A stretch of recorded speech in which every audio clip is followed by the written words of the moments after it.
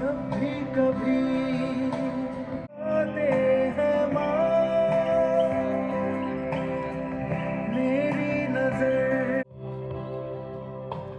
उनसे मैं ये कहता नहीं, पर मैं से दिल ही दिल में घबराता हूँ माँ,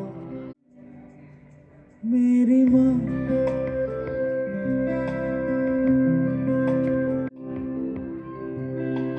यूं तो मैं दिख 350ഓളം ഭിന്നശേഷി കലാകാരന്മാർ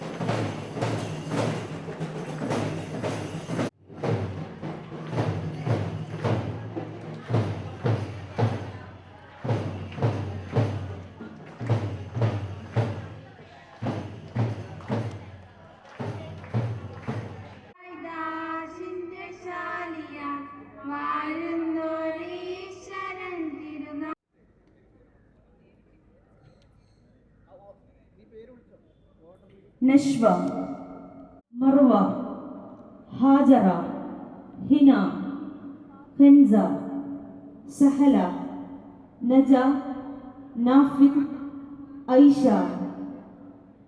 തൻഹ.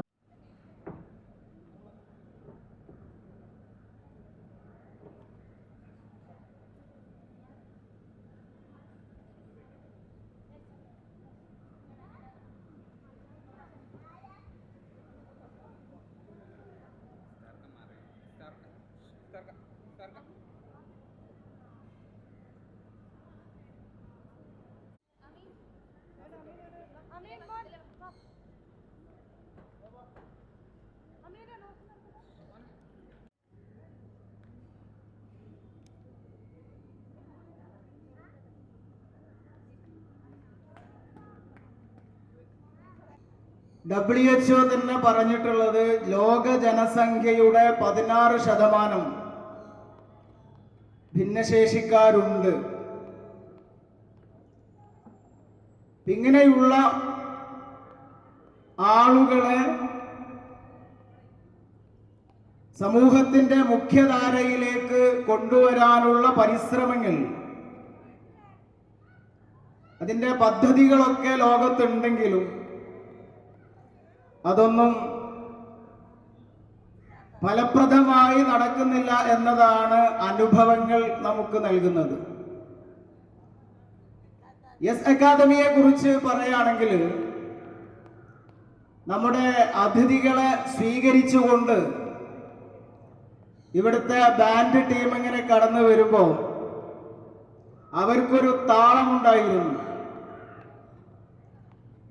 ജീവിതത്തിന്റെ താളം നഷ്ടപ്പെട്ടവർ എന്ന് പറഞ്ഞവർക്ക്, ജീവിതത്തിന്റെ ഓരങ്ങളിലേക്ക് മാറ്റി നിർത്തിയവർക്ക് അവരുടെ ജീവിതത്തിനും താളമുണ്ട് എന്ന് ബോധ്യപ്പെടുന്ന നിമിഷത്തിലാണ് ഇപ്പോൾ നമ്മൾ ഇവിടെ നിൽക്കുന്നത്. ഞാൻ വിചാരിക്കുന്നത് ഇവിടെ വന്നു ചേർന്നിട്ടുള്ള ഈ കുട്ടികളുടെ രക്ഷിതാക്കൾ സന്തോഷത്തിന്റെ കണ്ണുനീര് ഒഴിച്ചിട്ടുള്ള മുഹൂർത്തം കൂടിയായിരിക്കും അത്. ആ രക്ഷിതാക്കളെ സംബന്ധിച്ചിടത്തോളം ഞങ്ങളുടെ മക്കൾ ഇതുപോലെ ആവും എന്ന് സ്വപ്നത്തിൽ പോലും വിചാരിച്ചിട്ടുണ്ടാവില്ല.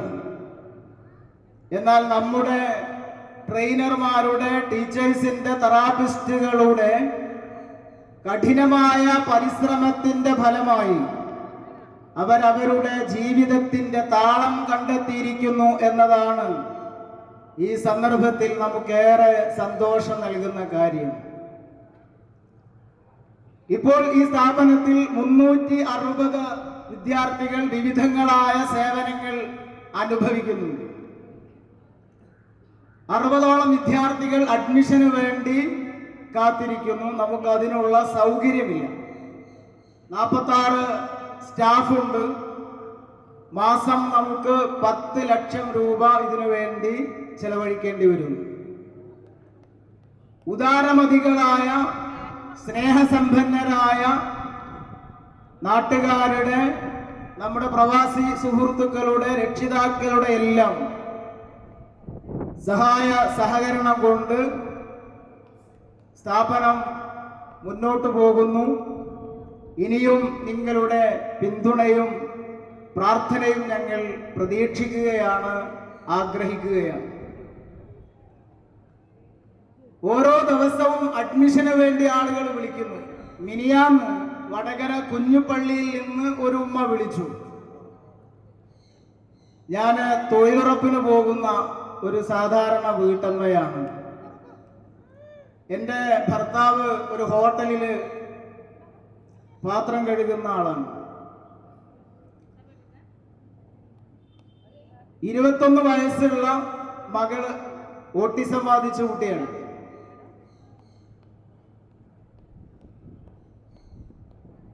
ഞങ്ങളുടെ കുട്ടി ഇങ്ങനെ ആയതുകൊണ്ട്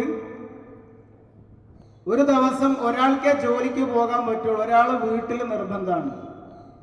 ചില ദിവസങ്ങളിൽ ഞങ്ങൾ 2 പേരും വീട്ടിൽ നിൽക്കേണ്ടി വരും. ചിലപ്പോൾ നിർബന്ധമായും ഞങ്ങൾക്ക് പുറത്തു പോകേണ്ടി വരുമ്പോൾ റൂമിൽ അടച്ചിട്ട് വീടിൻ്റെ ജനലിൽ ഒരു കയറിൽ ഈ കുട്ടിയെ ബന്ധിച്ചിട്ടാണ് ഞങ്ങൾ പുറത്തു പോകാറുള്ളത്.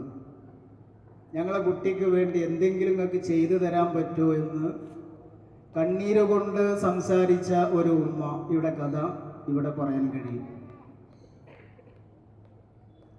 എസ് അക്കാദമിയിൽ തന്നെ ഇതുപോലെയുള്ള ഒരുപാട് അനുഭവങ്ങൾ. എനിക്ക് തോന്നുന്നത് ഈ കുട്ടികൾ അവരുടെ അവസ്ഥയിൽ അവരങ്ങനെ സെറ്റായി, അവർക്ക് പ്രശ്നമൊന്നും ഉണ്ടാവില്ല. പക്ഷെ അവരുടെ രക്ഷിതാക്കൾ അനുഭവിക്കുന്ന വേദനകൾ നമുക്ക് വാക്കുകൾ കൊണ്ട് പറയാൻ കഴിയില്ല.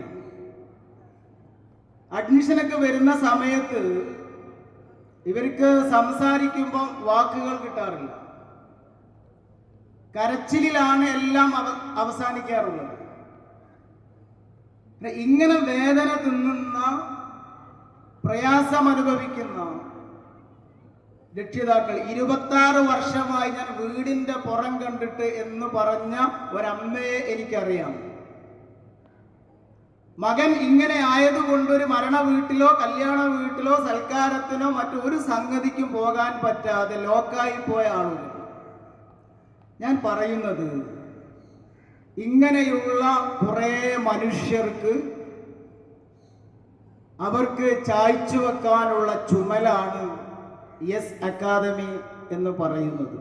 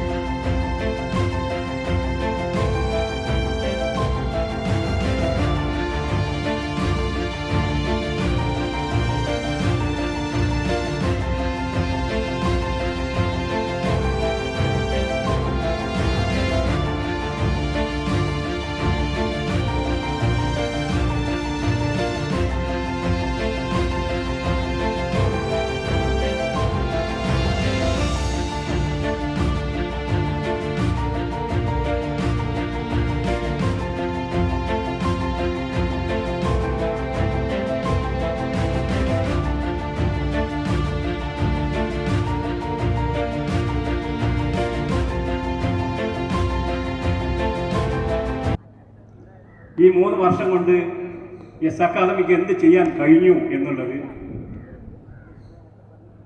ഇവിടെ മഗ്‌രിബിന് ശേഷം നടക്കുന്ന കലാപ്രകടനം കണ്ടാൽ നിങ്ങൾക്ക് മനസ്സിലാക്കാൻ കഴിയും.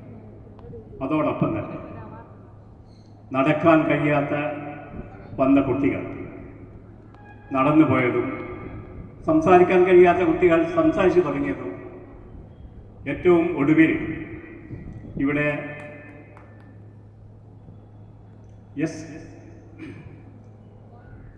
എസിൻ്റെ പ്രോജക്റ്റായിട്ടുള്ള PK മുഹമ്മദ് എന്ന കുട്ടി, അവൻ വലിയൊരു ഹൈപ്പർ മാർക്കറ്റിൽ ജോലി ചെയ്തുകൊണ്ടിരിക്കുകയാണ്.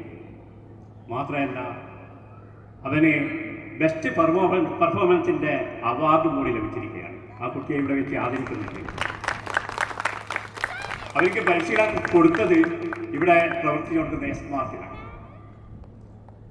ഒരുപാട് അഭിമാനിക്കാനുള്ള വക നൽകുന്ന കാര്യങ്ങൾ തന്നെയാണ്.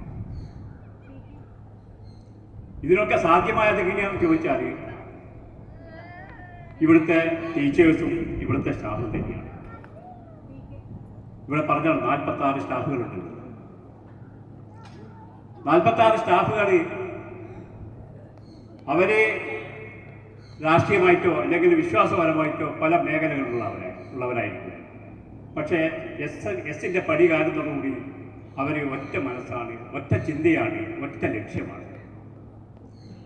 ആ ലക്ഷ്യം എന്താണെന്ന് ചോദിച്ചാൽ ഈ കുട്ടികളെ എങ്ങനെ വളർത്തിയെടുക്കും, ഈ കുട്ടികളെ എങ്ങനെ ഡെവലപ്പ് ചെയ്തെടുക്കും എന്നുള്ള ഒരൊറ്റ ചിന്ത മാത്രമേ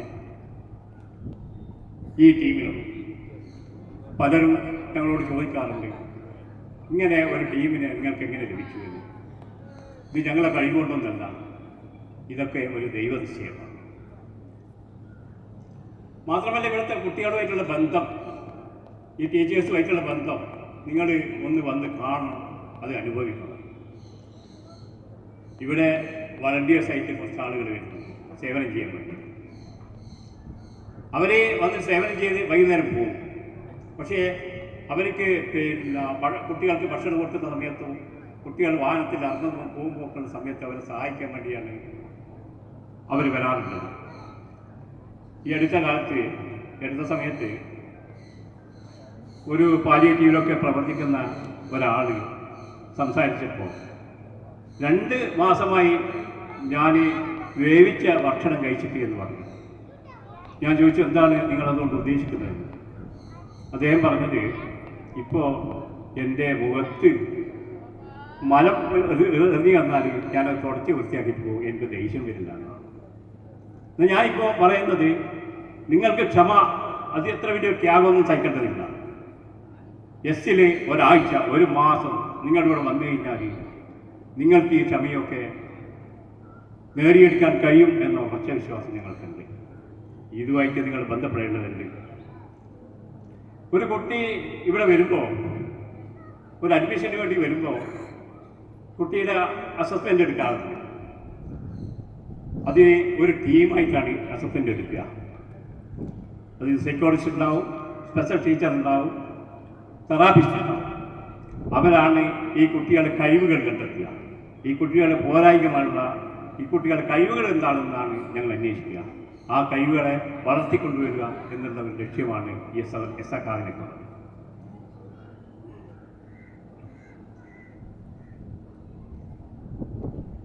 ചില നെഗറ്റീവ് കാര്യങ്ങളും ഞങ്ങളെ ശ്രദ്ധയിൽ വരാറുണ്ട്.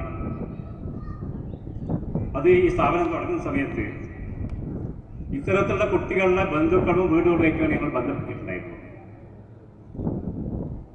ഒരു വീട്ടിലുള്ള ആൾ പറഞ്ഞത്, ഞങ്ങൾ നിങ്ങളെക്കുറിച്ച് പഠിക്കുന്നുണ്ട്, പഠിക്കട്ടെ എന്നാണ്. അദ്ദേഹം ഈ 3 വർഷമായിട്ടും അത് പഠിച്ചിട്ടില്ല എന്നാണ് എനിക്ക് തോന്നുന്നത്. പിന്നെ ഒരു കുട്ടിയുടെ ഉമ്മ പറഞ്ഞത്, ആ സ്ഥാപനത്തിലേക്ക് അയക്കാൻ മാത്രം മോശമുള്ള കുട്ടിയൊന്നുമല്ല എൻ്റെ മോന് എന്നാണ്. അവർ മനസ്സിലാക്കിയത് മോശമുള്ള കുട്ടികളെ ഇവിടെ ചേർത്ത് വെക്കുക എന്നതാണ്. എന്നാൽ അവർ ആ വീട്ടിൽ മറ്റുള്ള കുട്ടികൾ സ്കൂളിൽ പോകുമ്പോൾ ഇത് അടങ്ങിയിരിക്കുന്ന പ്രയാസം അതവർ മനസ്സിലാക്കുന്നില്ല. ഇവിടുത്തെ കുട്ടികൾ ഇവിടെ നിങ്ങൾക്ക് കാണാം, അജീം എന്ന് പറഞ്ഞൊരു കുട്ടിയുണ്ട്. ആ കുട്ടി ഏത് ഡേറ്റ് പറഞ്ഞു കൊടുത്താലും അത് ഇന്നേ ദിവസമാണെന്ന് നിമിഷം കൊണ്ട് പറഞ്ഞു തരുന്നൊരു കുട്ടിയാണത്. അതൊന്നും നമ്മൾക്കില്ല. എൻ്റെ മകള് ഇവിടെ പഠിക്കുന്നുണ്ട്, ഇവിടുത്തെ സ്റ്റുഡൻ്റാണ്. എന്നാൽ ഇവിടെയുള്ള എല്ലാ കുട്ടികളെയും പേര് ചോദിച്ചാൽ അവൾ പറഞ്ഞു തരുന്നത് കഴിയും. ഇവിടുത്തെ ടീച്ചേഴ്സിൻ്റെ മുഴുവൻ പേരുകളും അവൾ പറഞ്ഞു തരും. മാത്രമല്ല, ഇവിടെ വരാൻ കഴിയാത്ത സമയത്ത് ദിവസങ്ങളിൽ വീട്ടിൽ വന്നാൽ ഞാൻ അവളോട് ചോദിച്ചു കഴിഞ്ഞാൽ കൃത്യമായിട്ട് ഇവരുടെ എല്ലാ കാര്യങ്ങളും വളരെ വ്യക്തതയോടെ എനിക്ക് പറഞ്ഞു തരുന്നു. എത്രമാത്രമെന്ന് ചോദിച്ചാൽ ഇന്നത്തെ ഊണിലുള്ള കറി എന്താണെന്ന് പോലും പറഞ്ഞു തരുന്ന ഒരു സ്വഭാവമാണ്. അപ്പോൾ ഇതൊന്നും ഒരു കഴിവുകേടായിട്ട് നിങ്ങൾ കാണില്ല. ഇവിടെയുള്ള കുട്ടികൾ അവരൊരു മേഖലയില്ലെങ്കിൽ വേറൊരു മേഖലയിൽ വലിയ കഴിവുള്ളവരാണ്. അതോടൊപ്പം തന്നെ ഈ കുട്ടികൾ നിഷ്കളങ്കരാണ്. വഞ്ചന, കളവ് ഇതൊന്നും ഇവർക്ക് അറിയില്ല. അതുപോലെ കുശുമ്പ്, കുരുന്നായ്മ എന്നൊക്കെ പറയുന്നുണ്ടല്ലോ, അതൊന്നും ഈ മക്കൾക്ക് അറിയില്ല. ചില വികൃതികളൊക്കെ ഈ കുട്ടികൾ കളിച്ചേക്കും. അത് ഒരിക്കൽ MLA തന്നെ അറിയാവുന്നതാണ്. ഒരു കുട്ടി MLAൻ്റെ ഷർട്ട് കയറി കടന്നിട്ടുണ്ടായിരുന്നു. അതുപോലും ഒരു പക്ഷേ അവരുടെ സന്തോഷം പ്രകടിപ്പിക്കുകയോ അങ്ങനെ എന്തോ ആയിരിക്കാം, അല്ലാതെ അവർക്ക് മനസ്സിലെന്തെങ്കിലും വെച്ചിട്ട് ചെയ്തതായിരിക്കില്ല. എസ് അക്കാദമിയിലെ കുട്ടികൾ ഉയരങ്ങളിലേക്ക് പറക്കട്ടെന്ന് ആഗ്രഹിച്ചുകൊണ്ട് ഒരുമിച്ച് നമ്മൾ ബലൂൺ പറത്തുകയാണ്. Okay, ready, start.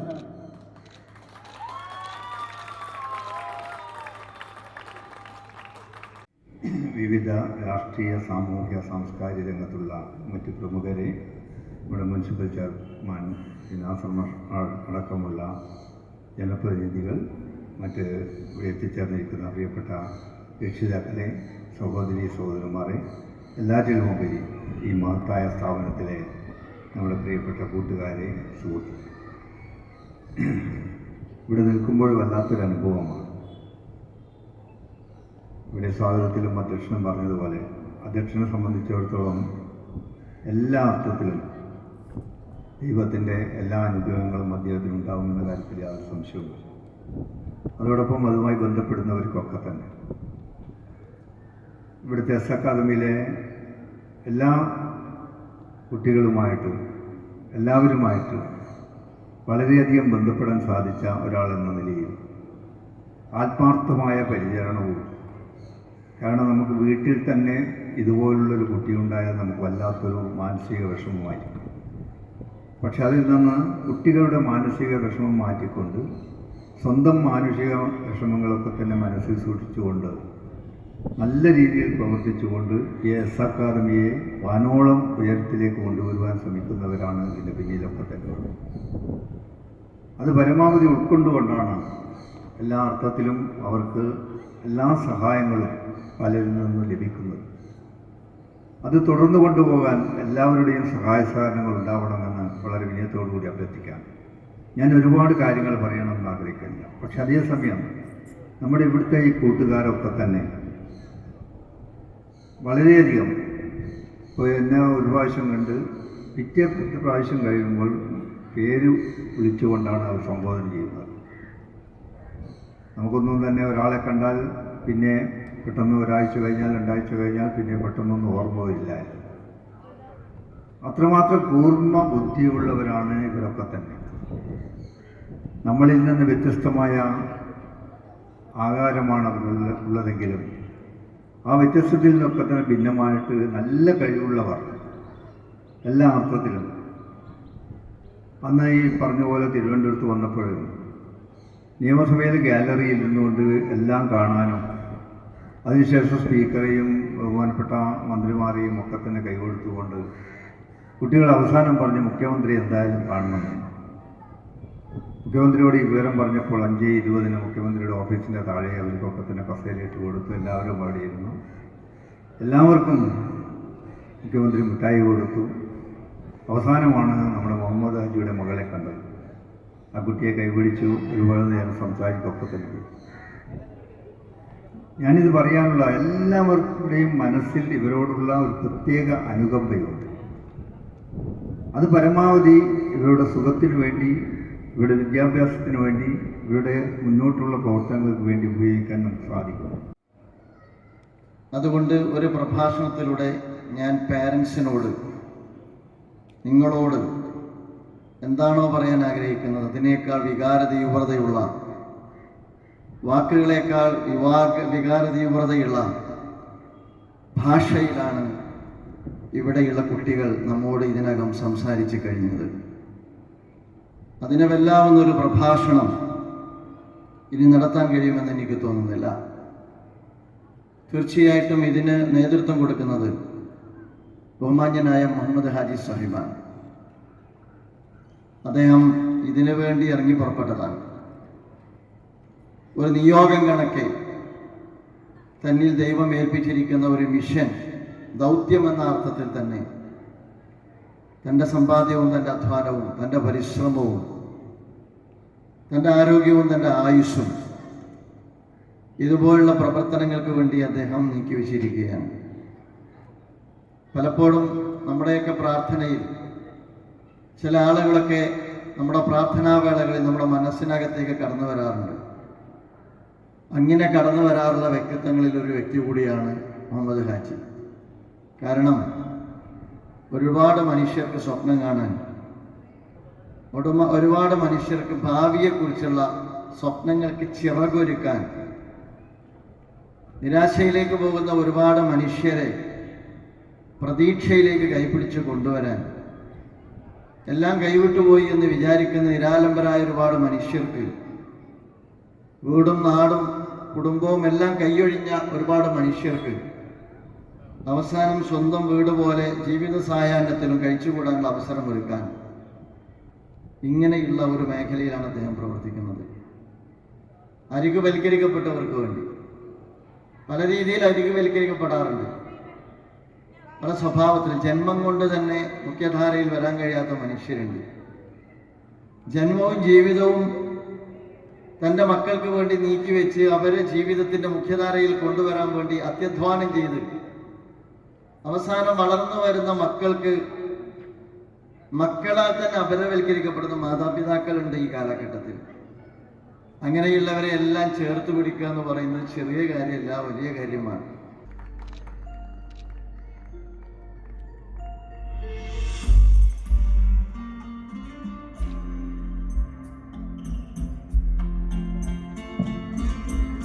തുടർന്ന് എസ് ബുള്ളറ്റിൻ പ്രകാശനമാണ്.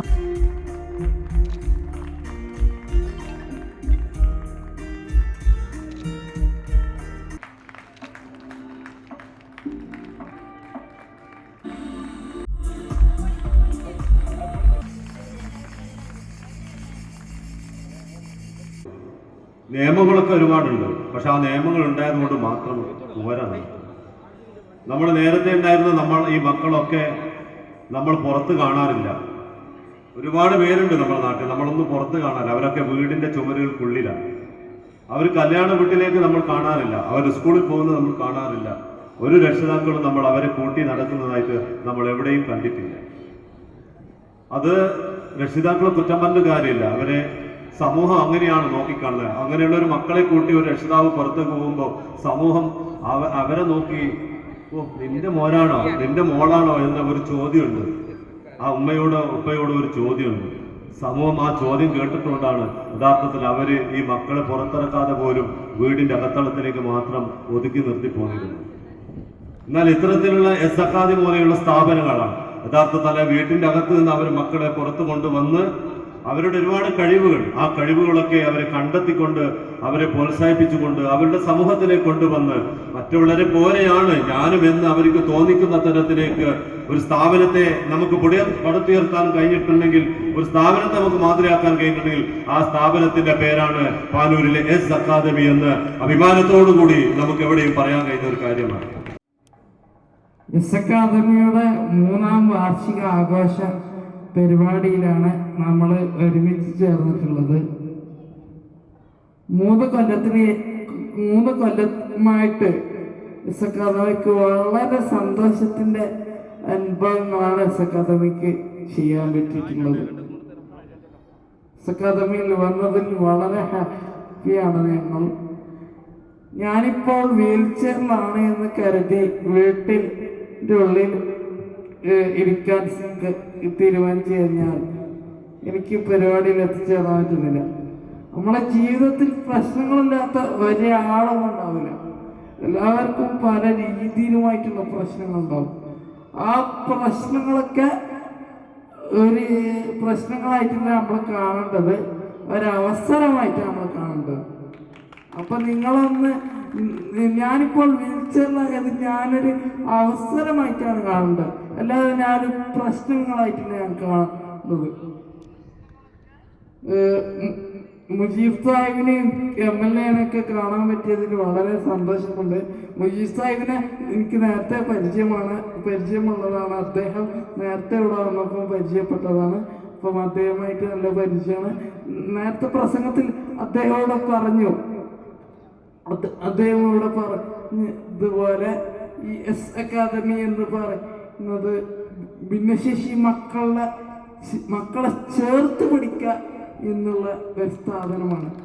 അപ്പം എസ് അക്കാദമിയിൽ നിങ്ങളൊക്കെ സഹകരണവും നിങ്ങളൊക്കെ ചേർത്ത് പഠിയും നമ്മൾക്ക് ആവശ്യമുണ്ട്. പിന്നെ നിങ്ങളൊക്കെ നമുക്ക് വേണ്ടപ്പെട്ട എല്ലാ ആവശ്യങ്ങളും എല്ലാ പിന്തുണകളും നിങ്ങൾ എല്ലാവരും ചെയ്തു തരണം.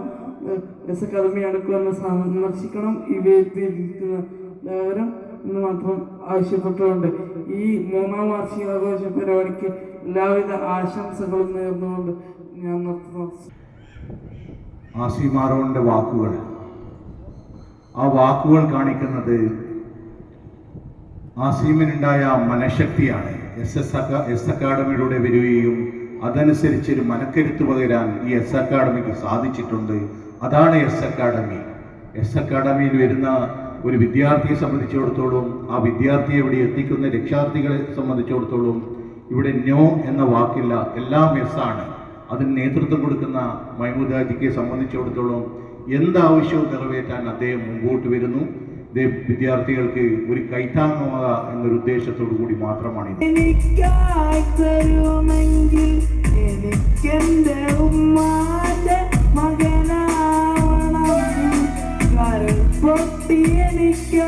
നിന്നോട് തേടിയ പ്രിയമുള്ളൊരു പാന്റെ മകനാവണം. മരിക്കുന്ന മുമ്പേ എനിക്കുണ്ട് നാഥ അവസാനമാ ഇന്നൊരാഗ്രഹം മണ്ണിൽ.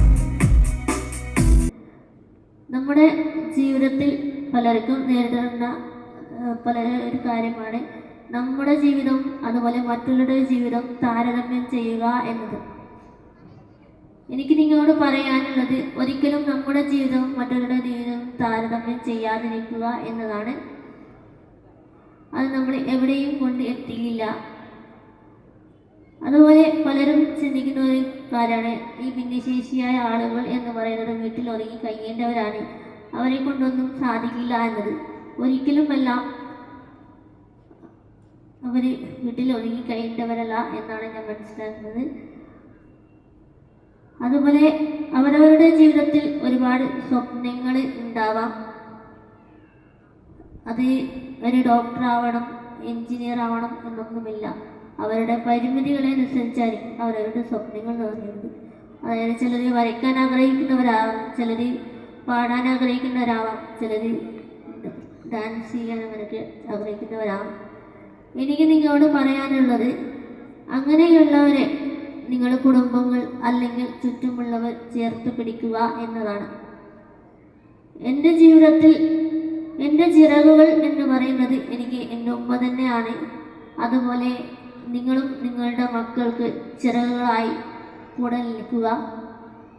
ഒരു ദിവസം നിങ്ങളും നിങ്ങളുടെ മക്കൾക്ക് വേണ്ടി അഭിമാനിക്കാം എന്ന് കിടക്കുകയാണ്. ഈ അവസരത്തിൽ ഇവിടെ വന്നിട്ടുള്ള നമ്മുടെ വിശിഷ്ടാതിഥികൾ, രക്ഷിതാക്കൾ, നാട്ടുകാർ എല്ലാവർക്കും ഞാൻ എൻ്റെ ഒറ്റ വാക്കിൽ നന്ദി രേഖപ്പെടുത്തുകയാണ്.